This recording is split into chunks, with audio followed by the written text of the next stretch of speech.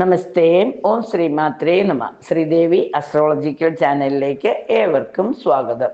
2025 ജനുവരി 1 മുതൽ ഡിസംബർ 31 വരെയുള്ള ഒരു വർഷക്കാലം ചിങ്ങം രാശിക്കാർക്ക് എന്തെല്ലാം ഗുണഫലങ്ങളാണ് ഉണ്ടാകുന്നത്, ഇനി എന്തെങ്കിലും ചെറിയ ചെറിയ പരിഹാരങ്ങൾ ആവശ്യമുണ്ടെങ്കിൽ അതെന്താണ് എന്നൊക്കെ അതിനെക്കുറിച്ചുള്ള വിശദമായ ഒരു നിരീക്ഷണമാണ് ഇവിടെ നടത്തുന്നത്. അപ്പൊ നമുക്ക് ആദ്യമായി ചിങ്ങൻ രാശി എന്ന് പറയുമ്പോൾ മകം, പൂരം, ഉത്രത്തിന്റെ ആദ്യപാദം വരുന്ന 2.25 നക്ഷത്രം. ഇവരെ സംബന്ധിച്ചിടത്തോളം ഇപ്പൊ നമുക്ക് രാശിചക്രം ഒന്ന് എന്താണെന്ന് നോക്കാം. 2025 ജനുവരിയിൽ പ്രധാനമായി രാശിമാറ്റം വരുന്നത് ശനിക്കാണ്. ശനിയുടെ മാറ്റം ഒരു വലിയ ആശ്വാസമായിരിക്കും. അതായത് ഇപ്പോൾ ചിങ്ങം രാശിക്കാർക്ക്, അതായത് ചിങ്ങക്കൂറുകാർക്ക് കണ്ടകശനി 7ാം ഭാവത്തിൽ ശനി വന്നിട്ട് കണ്ടകശനി അനുഭവിച്ചുകൊണ്ടിരിക്കുകയാണ്. അപ്പൊ ആ കണ്ടകശനി 7ൽ കണ്ടകശനി വരുമ്പോൾ ഇണയുമായി അഭിപ്രായ വ്യത്യാസങ്ങൾ ഉണ്ടാവും. ചെറിയ വിവാഹം കഴിക്കാത്തവർക്കാണെങ്കിൽ മാർഗതടസ്സങ്ങൾ ഉണ്ടാവും.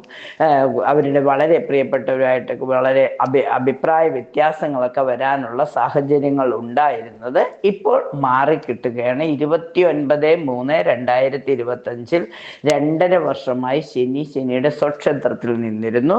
അവിടെ നിന്ന് ശനി ഇപ്പോൾ വ്യാഴക്ഷേത്രമായ മീനൻ രാശിയിലേക്ക് മാറുകയാണ്. അത് 29/3/2025. ഇത് അല്പം ആശ്വാസം തരുന്നതാണ്. കാരണം കണ്ടകശനി മാറും, എന്നാലും അഷ്ടമശനിയുടെ ചെറിയ കഷ്ടതകൾ ചിങ്ങൻ രാശിക്കാർ അനുഭവിക്കേണ്ടിയിരിക്കുന്നു. എന്നാലും സ്വക്ഷേത്രത്തിൽ ശനി വിരാജിച്ചു നിൽക്കുന്നതിനേക്കാൾ അല്പം കാഠിന്യം കുറവായിരിക്കും. ശനിക്ക് കൂടുതൽ കാര്യങ്ങൾ അനുകൂല ഫലങ്ങളാണ് ശനി കൊണ്ടുണ്ടാവുക. അഷ്ടമത്തിൽ ശനി വന്നാൽ പോലും വ്യാഴക്ഷേത്രത്തിൽ നിൽക്കുന്ന ശനി അനുകൂലമായ സാഹചര്യങ്ങൾ, അനുകൂല ഫലങ്ങളാണ് നൽകുക. അതൊരു ആശ്വാസം തന്നെയാണ്. പിന്നെയുള്ളത് വ്യാഴത്തിന്റെ മാറ്റമാണ്. ശനിയുടെ രാശിമാറ്റം 2.5 വർഷക്കാലത്തേക്കാണ്. അപ്പൊ 29/3/2025 മുതൽ 2.5 വർഷക്കാലം ചിങ്ങൻ രാശിക്കാർക്ക് അഷ്ടമശനിയുടെ ചെറിയ കഷ്ടതകൾ ഉണ്ടാവാം. എന്നിരുന്നാലും അത് വ്യാഴക്ഷേത്രത്തിലായതുകൊണ്ട് വിഷ്ണു ഭഗവാനെ പ്രാർത്ഥിക്കുന്നത്, വിഷ്ണു അഷ്ടോത്തരമൊക്കെ ജപിക്കുന്നതോടുകൂടി ആ ശനിയുടെ ദോഷങ്ങളുടെ കാഠിന്യം കുറയും. ഹനുമാൻ സ്വാമിയെ പ്രാർത്ഥിക്കുന്നതും വളരെ ഗുണഫലങ്ങൾ നൽകുന്നതാണ്. ഇനി അടുത്തതായ മാറ്റം എന്ന് പറയുന്നത് വ്യാഴത്തിന്റെ മാറ്റമാണ്. ഇപ്പോൾ ചിങ്ങൻ രാശിക്കാർക്ക് വ്യാഴം 10ാം ഭാവത്തിലാണ് നിൽക്കുന്നത്. 10ാം ഭാവം എന്ന് പറയുന്നത് ഇടവരാശിയാണ്. ഇടവൻ രാശിയിൽ നിൽക്കുന്ന വ്യാഴം 11ാം ഭാവത്തിലേക്ക് പോകുന്നു. 11ാം ഭാവം എന്ന് പറയുന്നത് മിഥുനൻ രാശിയിലേക്കാണ്. മിഥുനൻ രാശി എന്ന് പറയുന്നത് തന്നെ വ്യാഴത്തിന്റെ അവതാര ഭാഗങ്ങളുടെ രാശിയാണ്, അംശഭാഗം തന്നെയാണ്. അതുകൊണ്ട് തന്നെ വ്യാഴത്തിന്റെ രാശിമാറ്റം ചിങ്ങൻ രാശിക്കാർക്ക് വളരെ ഗുണഫലങ്ങൾ നൽകും. 10ലെ വ്യാഴം അല്പ അലച്ചിലൊക്കെ ആയിരുന്നുവെങ്കിൽ 11ലെ വ്യാഴം കൊണ്ട് വലിയ ഗുണഫലങ്ങൾ പ്രതീക്ഷിക്കാം. അപ്പോൾ 14/5/2025 രാത്രിയിലാണ് വ്യാഴമാറ്റം വരുന്നത്. ഒരു വർഷത്തെ കാലത്തേക്കാണ് വ്യാഴമാറ്റം ഉണ്ടാകുന്നത്. ആ വ്യാഴമാറ്റം ഒരുപാട് സർവ അഭീഷ്ട സ്ഥാനത്തേക്ക് 11ലേക്കുള്ള വ്യാഴമാറ്റം ചിങ്ങൻ രാശിക്കാർക്ക് ഒരുപാട് ഗുണഫലങ്ങൾ നൽകും. അപ്പൊ ആദ്യത്തെ 2-3 മാസങ്ങൾ, 3-4 മാസങ്ങൾ അല്പസ്വല്പം കഷ്ടതകളൊക്കെ ഉണ്ടാകുമെങ്കിലും വ്യാഴത്തിന്റെ രാശിമാറ്റം മുതൽ ചിങ്ങൻ രാശിക്കാർക്ക് വളരെയേറെ നന്മകൾ പ്രതീക്ഷിക്കാം. പിന്നീടുള്ള മാറ്റം സൂര്യൻ ജനുവരിയിൽ ധനുവിലും മകരത്തിലുമായിട്ട്, ഫെബ്രുവരിയിൽ മകരത്തിലും കുംഭത്തിലുമായിട്ട്, മാർച്ചിൽ കുംഭത്തിലും മീനത്തിലുമായിട്ട്, അങ്ങനെ സൂര്യൻ ഒരു മാസം, അതായത് 2 രാശിയിലായിട്ട് പോകുന്നു. പാതി ഭാഗം രാശിയിൽ, പാതി അടുത്ത രാശിയിലുമായിട്ട് പോകുന്നു. അപ്പൊ സൂര്യൻ അങ്ങനെ 12 മാസവും ഈ 2 രാശികളിലെ യാത്ര ചെയ്ത് അതിന്റെ ഭ്രമണം പൂർത്തിയാക്കുന്നു. ചന്ദ്രനാവട്ടെ ഓരോ മാസവും ഒരു വട്ടം തന്നെ അതിന്റെ പ്രദക്ഷിണപഥം പൂർത്തിയാക്കും. കാരണം ഒരു രാശിയിൽ തുടങ്ങി ആ രാശിയിൽ തന്നെ, അല്ലെങ്കിൽ അതിന്റെ തൊട്ടടുത്ത രാശിയിൽ അവസാനിച്ച് വീണ്ടും അതിങ്ങനെ ഭ്രമണം തുടർന്നുകൊണ്ടിരിക്കും. അപ്പൊ ചന്ദ്രനൊക്കെ ഒരു ദിവസം അല്ലെങ്കിൽ 1.5 ദിവസത്തിന്റെ ഇതേ ഉള്ളൂ. അതുകൊണ്ട് തന്നെ 2.25 നക്ഷത്രത്തെ കവർ ചെയ്തു പോകണം. 140 നാഴികയുടെ ഒരു ഇത് മാത്രമാണ് ഉണ്ടാവുക. 140ഉം ഇല്ല, 135 നാഴികയുടെ ഒരു ഇത് മാത്രമാണ് ചന്ദ്രൻ ഒരു രാശിയിൽ ഉണ്ടാവുക. അത് കഴിഞ്ഞാൽ പിന്നെ ഉള്ളത്, ആ രാശിമാറ്റം കഴിഞ്ഞാൽ പിന്നീട് വരുന്നത് ചൊവ്വയുടെ രാശിമാറ്റമാണ്. ജനുവരി മാസത്തിൽ ചൊവ്വയുടെ ഇപ്പോൾ നിൽക്കുന്ന കർക്കിടകൻ രാശിയിൽ നിന്നും വക്രത്തിലേക്ക് പോകും. ആ വക്രത്തിലേക്കുള്ള യാത്ര കുറച്ച് ഗുണഫലങ്ങൾ നൽകും. കാരണം ചൊവ്വ കർക്കിടകത്തിൽ നീചരാശിയിലുമാണ്. ചിങ്ങൻ രാശിക്കാരെ സംബന്ധിച്ച് അവരുടെ പന്ത്രത്തിൽ അശുഭ യോഗത്തിൽ നിൽക്കുന്നതുകൊണ്ട് കുറേയേറെ കഷ്ടതകളൊക്കെ അനുഭവിക്കേണ്ടി വന്നിട്ടുണ്ട്. അപ്പൊ അത് ഇപ്പോൾ 12ാം ഭാവത്തിൽ നിന്നും 11ാം ഭാവത്തിലേക്കാണ് പോകുന്നത്. എന്നാലും നീചരാശിയിൽ നിന്നുള്ള ചൊവ്വയുടെ രാശിമാറ്റം 11ലാണ്. പിന്നെ വ്യാഴത്തോടൊപ്പം ഒക്കെ വരുമല്ലോ. അല്ലെങ്കിൽ മിഥുനൻ രാശി എന്ന് പറയുന്നത് വ്യാഴത്തിന്റെ അംശഭാഗ ക്ഷേത്രം ബുധന്റെ ക്ഷേത്രമായതുകൊണ്ട് ചൊവ്വയുടെ ശത്രുക്ഷേത്രമാണെങ്കിൽ പോലും ചൊവ്വയുടെ രാശിമാറ്റം അതീവ ദോഷം ചെയ്യുകയില്ല. പിന്നെ ബുധനാണെങ്കിൽ വളരെ കുറച്ച് വൃശ്ചിക രാശിയിൽ നിന്ന് ധനുവിലേക്ക്, ധനുവിൽ നിന്ന് മകരത്തിലേക്ക്, അങ്ങനെ കുറച്ച് ദിവസം മാത്രമുള്ള സഞ്ചാരമുള്ള ബുധന്റെ രാശിമാറ്റവും വലിയ പ്രതിസന്ധികളൊന്നും വരുത്തില്ല. പിന്നെ ശുക്രനാണെങ്കിൽ കുംഭത്തിൽ നിന്നും കുംഭൻ രാശിയിലെ മകരത്തിൽ നിന്ന് കുംഭത്തിലേക്ക്, കുംഭത്തിൽ നിന്ന് പിന്നെ ശുക്രന്റെ ക്ഷേത്രമായ, അതായത് ഉച്ചക്ഷേത്രമായ ശുക്രന്റെ ഉച്ചക്ഷേത്രമായ മീനൻ രാശിയിലേക്ക് വരുമ്പോൾ കുറച്ച് നന്മകളൊക്കെ പ്രതീക്ഷിക്കാം. പിന്നെ ഏറ്റവും പ്രധാനപ്പെട്ട ഒരു മാറ്റം വരുന്നത് രാഹു കേതുക്കളുടെ മാറ്റമാണ്. രാഹു കേതുക്കൾ 18/5/2025 മീനൻ രാശിയിൽ നിൽക്കുന്ന രാഹു വക്രത്തിലേക്ക്, അതായത് പിന്നോക്കമാണ് രാഹു കേതുക്കൾ സഞ്ചരിക്കുന്നത്. അപ്പൊ രാഹു പിന്നോക്കം സഞ്ചരിച്ച് കുംഭൻ രാശിയിലേക്ക് വരുന്നു.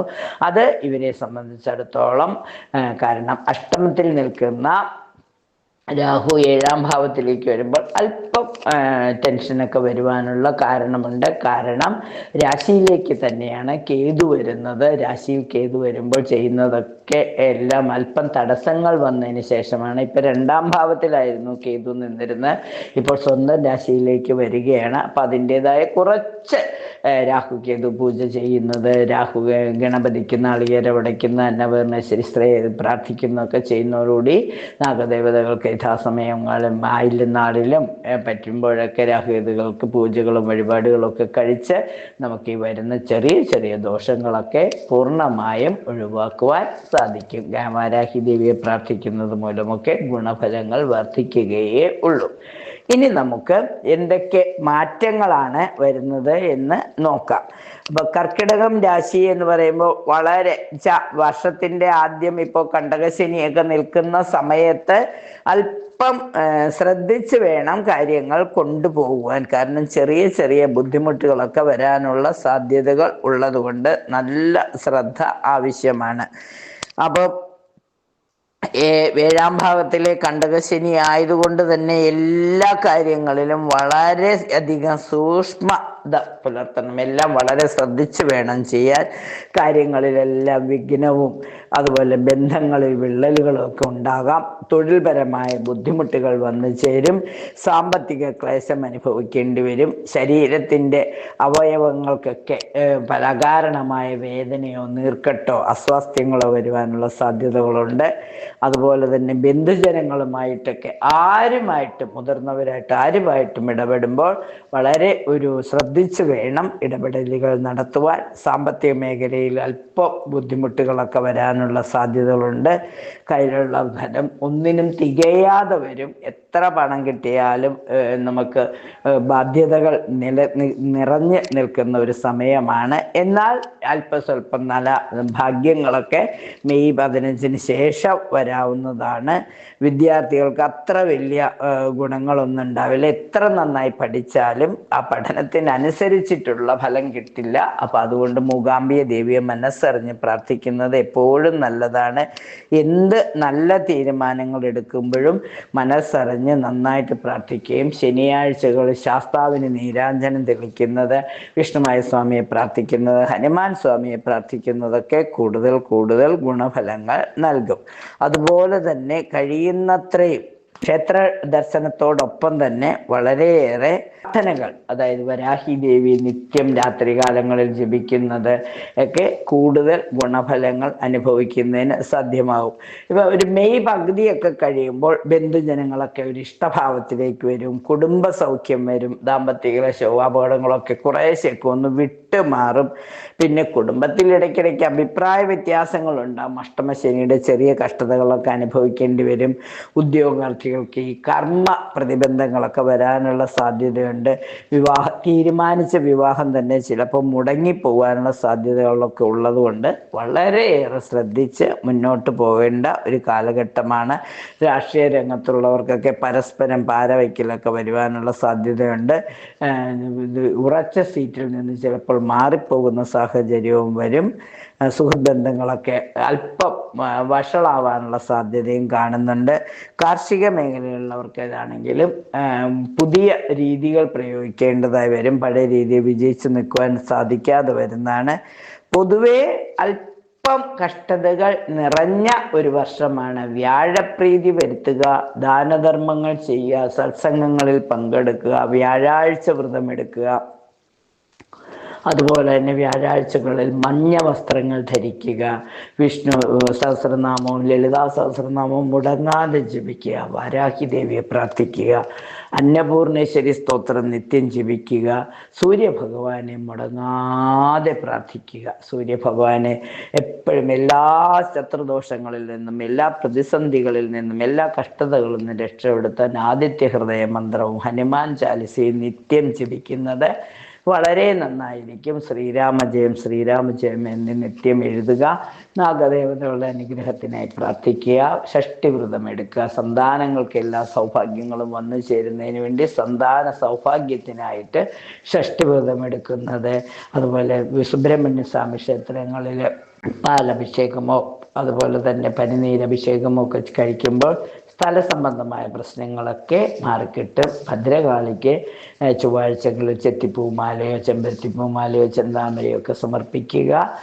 ദൈവിക നാമജപത്തിലൂടെയും പ്രാർത്ഥനകളിലൂടെയും എത്ര വലിയ ദോഷങ്ങളെയും പരിഹരിക്കുവാൻ സാധിക്കും.